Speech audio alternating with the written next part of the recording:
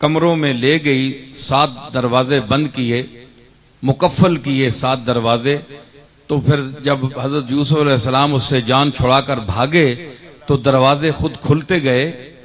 تو جب پہلا دروازہ اس پر پہنچے نا تو پہلے اس کا خامد بھی مل گیا. تو اب زلیخا نے مکر کیا اور ساری بات یوسف پر ڈالنا چاہی کہ اس کی نیت خراب تھی، تو اس کا ایسے آدمی کا اس کو کیا سزا ملنی چاہیے. تو اس وقت کوئی نہیں تھا. مفسرین لکھتے ہیں کہ وہاں ایک دودھ پیتا ہوا بچہ ایک نوکرانی کا موجود تھا، اس نے اٹھایا ہوا تھا. اللہ نے اس کو زبان دی، وہ بچہ بول اٹھا. اس نے بے گناہی یوسف کا ذکر کیا کہ یہ بے گناہ ہے، خطا ساری زلیخا کی ہے. وہ دودھ پینے والا بچہ، اس کو بھی اللہ نے وہاں زبان دی. تو وہ جب چاہے، مخلوق اس کی ہے جی، بیان اس کا ہے، بیان سکھانے والا وہ ہے. تو اس کی قدرت کے آگے کوئی چیز ناممکن نہیں ہے، بلکہ وہ ناممکن کو ممکن کرنے والی ذات ہے. تو یہاں بیان اب یہ ہے کہ ہم بیان کرتے ہیں آئے دن. اس بیان میں کیا ہوتا ہے کہ ہم سارے گفتگو کرتے ہیں. کیا بیان یہی ہے کہ آپ جو کچھ بولتے ہیں لوگ سمجھ جاتے ہیں؟ تو اس طرح تو اللہ نے سب کو سکھا دیا، سب بول بھی رہے ہیں، لوگ سن بھی رہے ہیں. تو یہ ایک بیان کا پہلا درجہ ہے جس کا اللہ نے ذکر فرمایا، علمہ البیان، کہ میں نے انسان کو بیان سکھایا ہے. اس کا ظہور آپ کے سامنے ہے، ساری دنیا گفتگو کر رہی ہے، آپ سن رہے ہیں. جتنے لفظ ہیں جن کے پاس، علماء نے لکھا ہے کہ ہر شخص کا، میں توجہ چاہتا ہوں، ہر شخص کا دائرہ گفتگو، اس کا ایک دائرہ ہوتا ہے گفتگو کا. کوئی شخص 500 لفظوں میں بات کرتا ہے، کوئی آدمی 100 لفظوں میں بات کر سکتا ہے. جس قسم کے معنی اور مطالب ہوں وہ 200-300 یا 100 یا 50 لفظوں کے اندر ہی وہ بیان کر سکتا ہے. اس کا دائرہ علم محدود ہوتا ہے. پھر عمر کے، علم کے، تجربے کے، سماعت کے حوالوں سے یہ لفظ جو ہے، یہ لغت جو ہے، ڈکشنری جو ہے، یہ بڑھتی جاتی ہے. اور جو اسی طرح جو اہل علم ہیں ان کا دائرہ اظہار جو ہے وہ عوام سے اونچا ہوتا ہے. وہ مثلا 4000 الفاظ میں گفتگو کر سکتے ہیں. اور جو نابغہ لوگ ہیں جن میں نبوغت ہو، جینیس پن ہو، ان کے الفاظ جو ہیں تراکیب، جملہ سازی، جملوں کے مرکبات سے وہ معانی نکالتے ہیں، نئی نئی باتیں نکالتے ہیں. ان کا دائرہ کئی ہزار، 50,000، 60,000 اور لاکھوں تک پہنچ جاتا ہے. اور اس سے اونچا جو درجہ ہے سب سے، وہ انبیاء علیہم السلام کا درجہ ہے کہ ان کے نہ علم کی کوئی انتہا ہے اللہ کے بعد، نہ لفظوں کی کوئی انتہا ہے. تو جتنا انسان کا علم کم ہو، وہ اپنی، یہی وجہ ہے کہ بعض لوگ بات نہیں سمجھا سکتے. میری طرف میں دیکھ رہا ہوں ماشاءاللہ مجمع بڑا باشعور ہے، سمجھدار ہے ڈنگا کے لوگ، اور ڈنگا کے لوگوں میں کہ دل میں میری بات سیدھی جا رہی ہے جی. تو آپ سمجھ رہے ہیں، ذرا ذوق پیدا کریں کہ آپ، میں جو کچھ کہہ رہا ہوں آپ اس کو سمجھ رہے ہیں. تو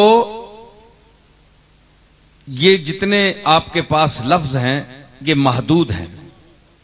محدود لفظوں میں یہی وجہ ہے کہ بعض لوگ جو گفتگو کرتے ہیں ان کی بات سمجھ نہیں آتی. کیوں کہ جو لفظ اس مفہوم کے ادا کرنے کے لیے چاہیے وہ ان کے پاس نہیں ہوتا. معنی ذہن میں ہوتا ہے، لفظ نہیں ہوتا. یعنی سوار موجود ہے، سواری موجود نہیں ہے۔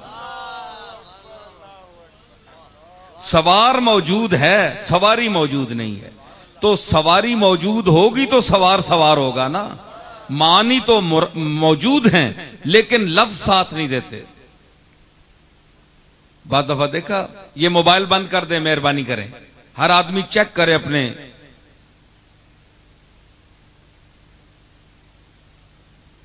تو بعض دفعہ بیان جو ہے وہاں عاجزی آ جاتی ہے، جہاں انتہائی درد اور محبت کا مقام ہو، عقیدت کا مقام ہو۔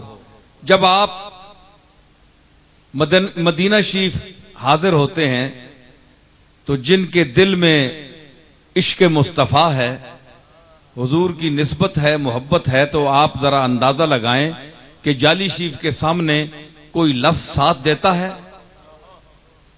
صرف الفاظ گنگ ہو جاتے ہیں، خیالات جو ہیں وہ زبان بن کر، ان کی اپنی زبان ہوتی ہے، معانی اور مفاہیم اور مطالب، خواہشات، آرزویں، التجائیں اپنے لفظوں کو چھونے کے بغیر حضور کی بارگاہ میں حاضر ہوتی ہیں۔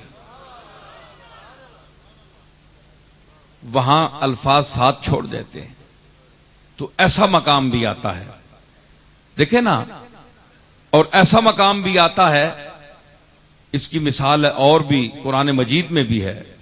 جب حضور علیہ الصلوۃ والسلام معراج میں گئے تو اللہ سے ہم کلام ہوئے، تو اللہ نے کوئی لفظ نہیں فرمایا کہ میں نے فلاں لفظ میں، حالانکہ قرآن لفظوں میں اتارا، لیکن جب اللہ نے رسول سے بات کی تو فرمایا کہ فَأَوْحَىٰ إِلَىٰ عَبْدِهِ مَا أَوْحَىٰ، کہ اپنے بندے کی طرف اس نے جو وحی کی وہ کی۔ وحی کے لیے لفظوں کا ہونا ضروری نہیں ہے، یہ انتقال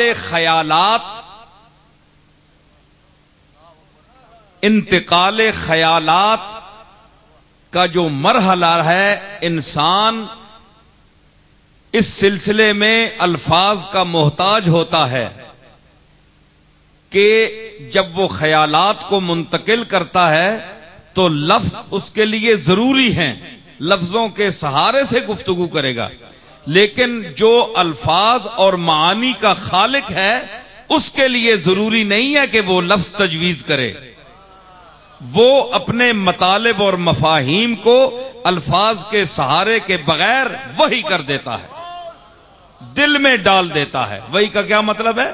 دل میں ڈالنا، دل میں ڈال دیتا ہے، وہ سمجھ جاتا ہے۔ یہ سلسلہ انبیاء علیہ السلام کے ساتھ وحی کے حوالے سے ہے، اور پھر جس کے دل میں ڈال دے، یہ نبی کے علاوہ غیر نبی کے دل میں بھی ڈال سکتا ہے۔